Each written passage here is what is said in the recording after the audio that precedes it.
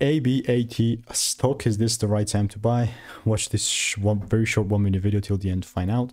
I've invested tens of thousands of dollars in courses and mentors in 5 years trying to figure this skill out. And this is what's taken me to 5 to 10K months every single month consistently.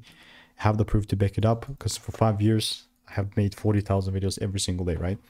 In this particular instance, like I mentioned, like I want to see a confirmation, and finally started happening. So I saw the first break.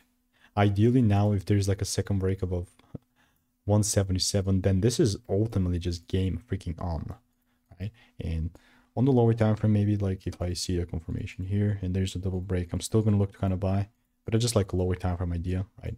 Higher time frame can like literally wait because this is currently the most closest thing that could be happening, and we can just buy. But all I'm doing in the meantime is I'm just waiting for confirmations, waiting for my rules, because this is what I've refined over 40,000 videos.